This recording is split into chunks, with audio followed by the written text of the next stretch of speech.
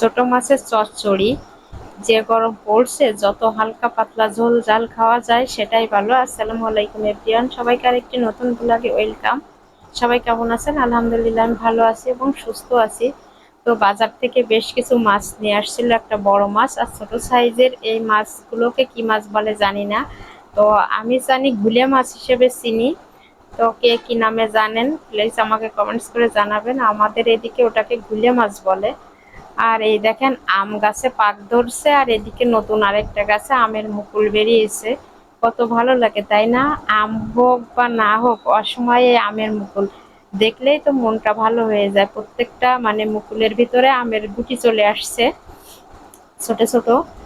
আর এই যে আম গাছের নিচে বসে রইমা মাছ কাটতেছে, একটা বড় কাতলা মাছ, আর সাথে ছোট ছোট ওই যে গুলে মাছগুলো, ওই মাছগুলো নিয়ে আসছে। ওই মাছগুলো একদম জ্যান্ত অবস্থাতে থাকে, আর একদম জ্যান্ত টাটকা মাছের ঝোল খেতে অসম্ভব ভালো লাগে। বাজার থেকে মাছগুলো নিয়ে আসছে, আর ওই মা সুন্দর করে মাছগুলো কেটে কুটে ধুয়ে পরিষ্কার করে রেডি করে দিচ্ছে। আমি রান্না করব। ও খুব দ্রুত মাছ কাটতে পারে, অনেক ভালো পারে, সব কাজে এক্সপার্ট। আমাকে অনেক হেল্প করে। দীর্ঘ 13-14 বছর ধরে আমরা দুইজন একসাথে আছি। তো যাই হোক, ও মাছ টাছ কেটে রেডি করতেছে, আর আমি ওই ছোট মাছটা হাতে মেখে রান্না করব, কারণ যে গরম পড়ছে, ওরে বাবারে প্রচুর গরম। মানে গরম সহ্য করা যাচ্ছে না, এতটাই গরম, অস্থির লাগছে গরমে।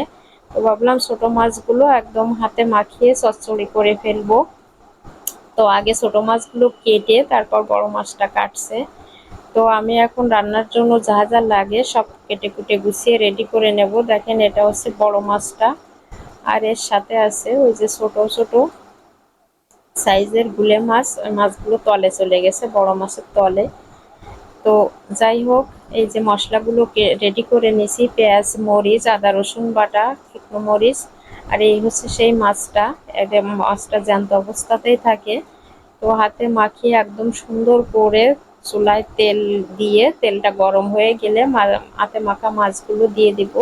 আমার ক্যামেরাটা একটু ব্যাকা হয়ে গেছিলো, এই জন্য ভিডিওটা ভালো আসেনি। আর এই যে হাতে মাখিয়ে এই মাছটা দিয়ে দিলাম। এই একদম জ্যান্ত মাছের ঝোল, এটা যে খেতে কত টেস্ট লাগে, আর এটা খাওয়া শরীরের জন্য খুবই উপকার। আর ছোট মাছে জানেন তো রক্ত, তো শরীরে রক্ত আসতে সাহায্য করে এই ছোট মাছ।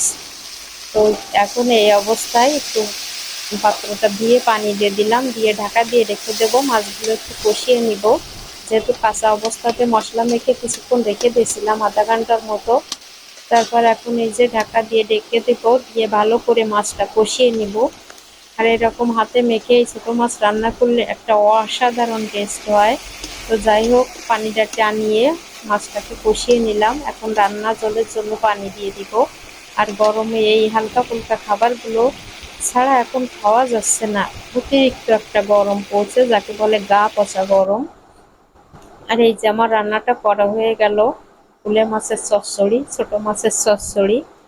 কে কি নামে চেনেন প্লিজ সবাই কমেন্টস করে জানাবেন। খেতে মাশাআল্লাহ অনেক টেস্ট হয়েছিল। আর এরম জাতা মাছ এর টেস্টটা আসলে অসাধারণ হয়। তো সবাই ভালো থাকবেন, আল্লাহ হাফেজ।